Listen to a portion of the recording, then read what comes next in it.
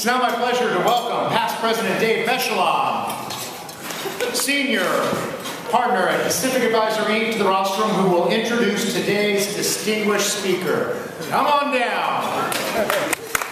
President Dave. Thank you, President Jay. What a great club we belong to. Isn't it amazing the work that we do? It's my very great honor to introduce a hero in our club. In fact, a hero from a whole family of heroes. It's ironic that I'm introducing Laine today because everybody knows Laine. And everybody who knows Laine considers him to be one of their very best friends. And that is just a blessing of the highest degree. Laine ran away from home when he was going to go to college. His family begged him to stay in LA, but he went to Duke anyway. He distinguished himself there. They finally talked some sense into him, and he returned to Los Angeles, where he attended USC Law School. He is a real estate litigation attorney in Los Angeles and heads a very, very robust firm who embrace their business platform just like with the same sort of spirit of his two alma maters. Laine is an Eagle Scout. We've worked together on behalf of Boy Scouts for many years, and he is ever present.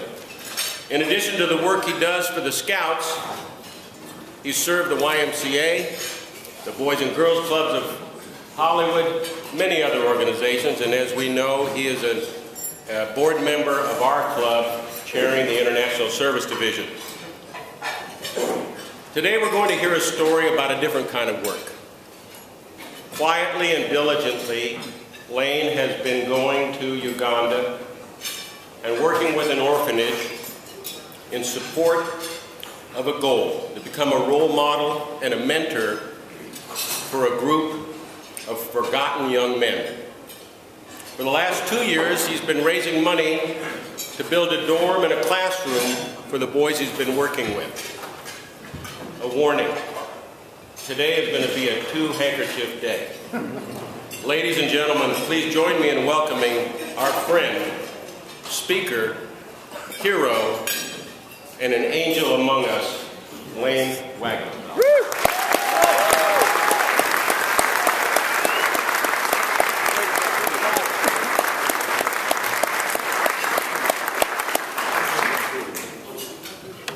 I think Dave said it all there. Thank you. Good night. For you guys who know me, you know that this has been the most exciting couple months since November. And such great things have happened, and there's been such incredible highs, and yes, some lows. But really, overall, just a fantastic time. And I think you guys know what I'm talking about. Early game, lucky guy. You guys are jealous, and I like that.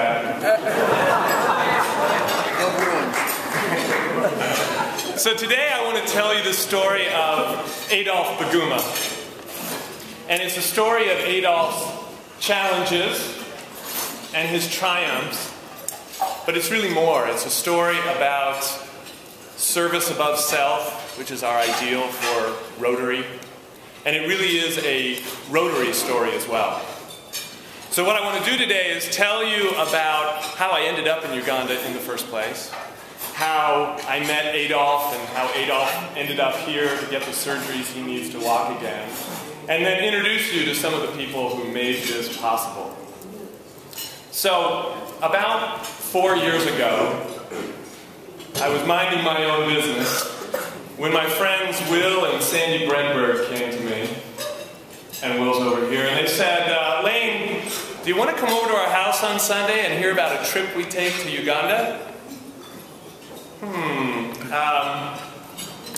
The idea, they put together this group to take people to Uganda and work with this village.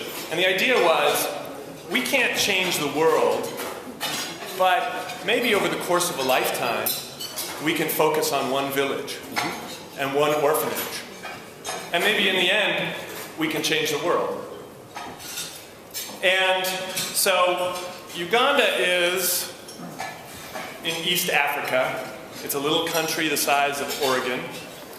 And the only things I really knew about Uganda were Idi Amin, the horrendous, monstrous tyrant. I knew that it was next door to Rwanda, where the genocide had been. And my vision of Uganda was of a desolate place, just dirt, maybe a tree every 4 miles. So I decided to go on the trip with them, and this is what I saw when I got to Uganda. Just beautiful rolling green, countryside. And these were some of the orphans I first met when I first got to the orphanage. And some of you have heard me tell the story of what I do while I'm back there. So I've been the last 3 years to Uganda. I'm going again in June to work with the orphanage. And a lot of visitors go, and they love the little kids. Little kids have a great smile, and they fall in love with them. But there are a lot of teenage boys there who are just yearning to become men. And so, for you and I, we have our fathers that we looked up to. And that's how we learned to be a man, whether it was explicit or not. That's who we looked at, and that's how we figured out what you're supposed to do. But these boys don't have that. And so I decided that I was going to focus on spending my time with these boys and developing this idea of building men. And so what we do is we play sports, we work together, but we also talk a lot. And we talk about our fears, we talk about what they're going to do in the future, teach them how to introduce themselves, to put their hand out, look you in the eye, and say, "Hi, my name is." We talk about girls, too. And it has been just the most fulfilling thing that I've ever done in my life. And so this year, when I was in Uganda, I met a new boy at the orphanage. And he's on the left there. His name is Adolf. And Adolf has this most infectious smile and just a fantastic personality. But Adolf walked on all fours.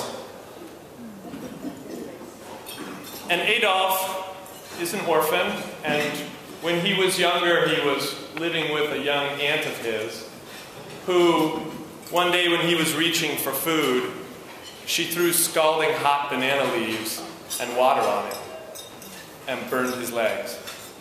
And his legs healed together so that they couldn't straighten. They were fused together. And this is how I first met Adolf, walking him to school on all fours down a dirt path.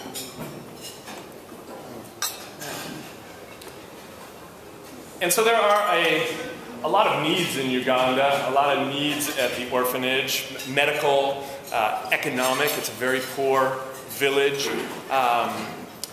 Obviously, there's a lot of orphans there. And so, you can't be everything to everyone, and you can't solve all their problems. And Adolf was one of those stories that was just a little too big to contemplate.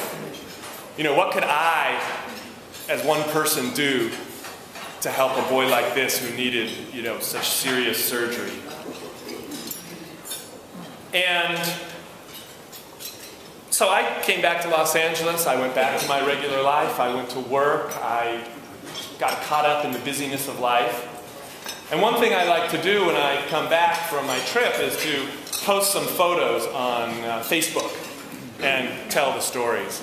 And one of the photos that I put on there was this photo, the one before, of Adolf, and talked about his story a little. And not too long after that, the phone rang. And it was my friend Susan Griego, who's one of our LA5 Rotarians.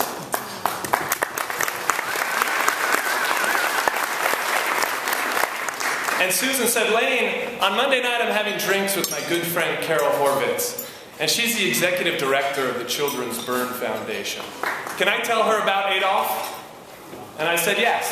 And I got together some photos and a little description and forwarded on.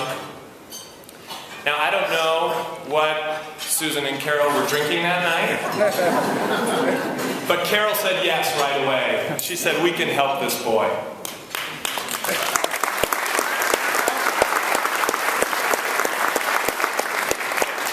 And she put me in touch with her chief of operations at the foundation, Tanya Sorkin. And Tanya and I worked for a number of months, getting all the information together, getting photos of the burns so we could share them with the surgeons, working on, well, she worked on how much it's going to cost, who's going to do this, passports, visas, how do we get him over here. And she put together a whole packet that they would submit to the foundation's committee, who would review this and say yay or nay on helping Adolf out. And who was on that committee? Our own Bill Barrett, another LA5 member.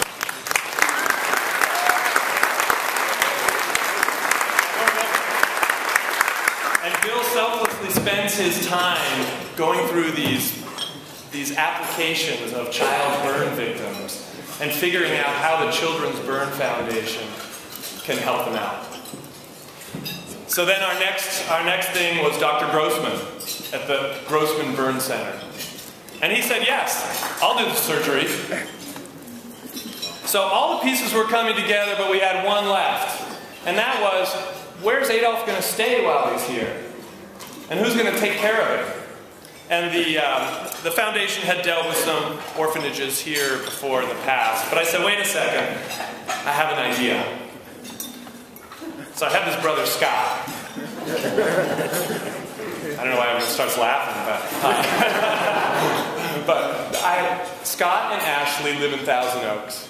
And they have 4 little children, at this time, all under 5 years of age.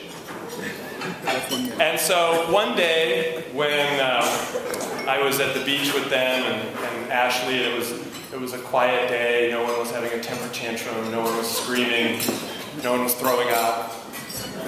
I told Ashley the story of Adolf and said, hey, you know, I'm looking for a family who can take him in for 6 to 9 months, probably 3 surgeries, physical rehabilitation, and you know, want to see if you guys will do it. And I said, Ashley, you have a 5-year-old, you have a 4-year-old, you have a 2-year-old, you have a 1-year-old. What the heck, let's just add one more 11-year-old Ugandan who can't speak English or walk.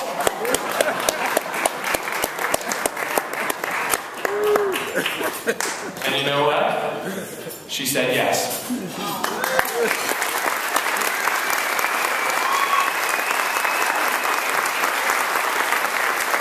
Scott said yes too.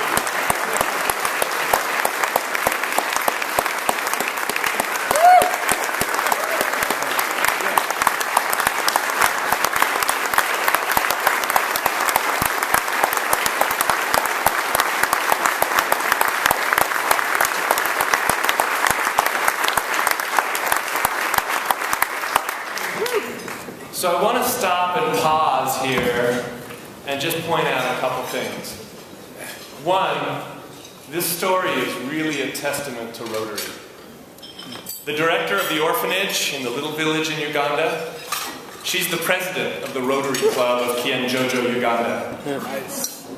Susan Griego, who made that one phone call that started all of this, one of our LA5 members. Bill Barrett, also an LA5er, and my brother Scott, the Rotary Club of Santa Monica.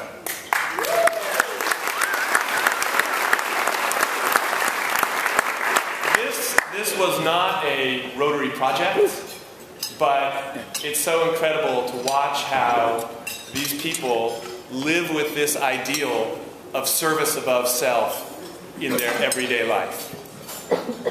The second point I want to make is, did you notice how everyone said yes right away? With no hesitation? For an orphan who lives half a world away who they've never met before?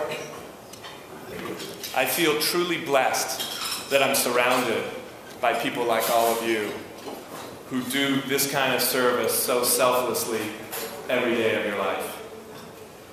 I want to show a video of Adolf when he first arrived in LA, and this is from KABC News. The Ugandan boy, crippled and terribly burned while trying to get food, arrives here in Southern California for reconstructive surgery. Eyewitness News reporter Leslie Miller is live at LAX with the story of the 11-year-old and the Good Samaritans who made this trip possible. Leslie?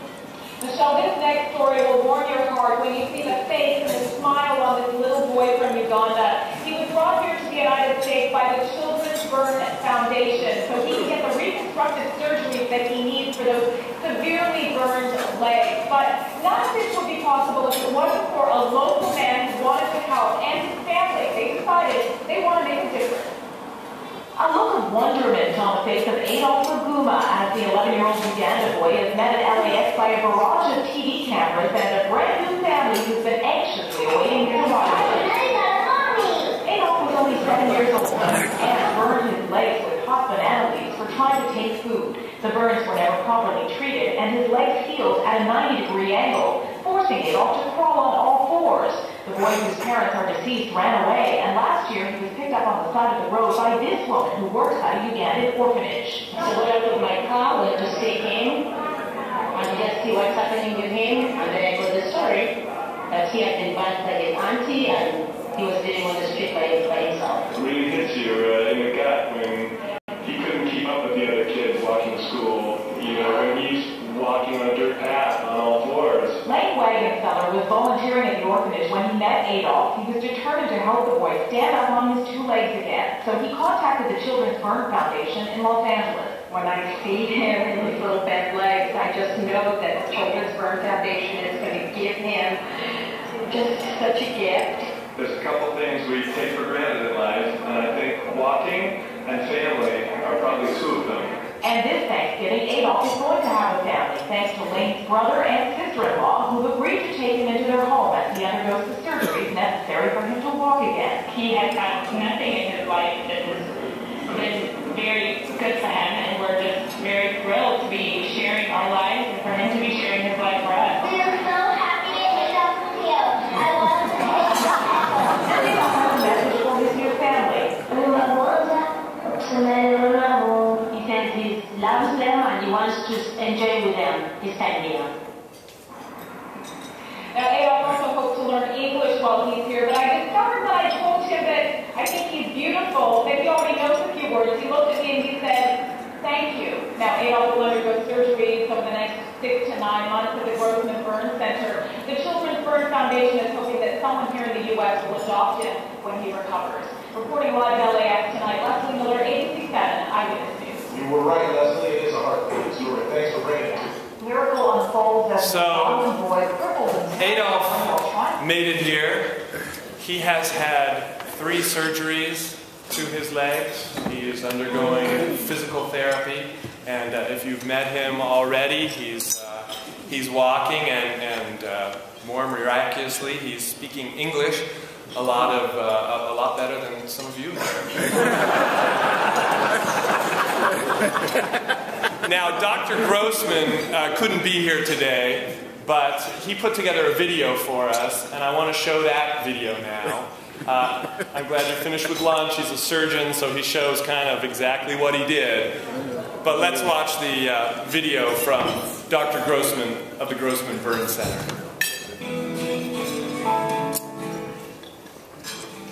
Good afternoon, and thank you to LA Rotary 5 for allowing me to be with you this afternoon, albeit remotely, to share my perspective on this amazing story. At the Grossman Burn Center, we pride ourselves on our ability to restore our patients to as close to their pre-injury status as possible, functionally, cosmetically, and emotionally. And we do this in order to get them back to their lives, or to their job as quickly as possible. When the Children's Burn Foundation approached us about Adolf's case, We were truly moved because there had been no quick recovery for this young man. In fact, he had suffered nearly a lifetime of struggle and hardship after his burn injury. During Adolf's first examination, we found that one leg was severely impinged behind the knee from scar tissue, a result of severe burns to the back of his legs, restricting his ability to stand upright and to walk. While we were confident we could help him regain the ability to walk upright again and to live a happier and more fulfilling life, it would require multiple surgeries and a whole lot of toughness and courage from this little boy. This leg just won't go any further than that. And that's what we're going to try and release with our surgery today, as well as do injections around the hypertrophic scarring in this area. The Adolf struggle wouldn't be his own. It's also the struggle of the loving family that took him into their home. So we've been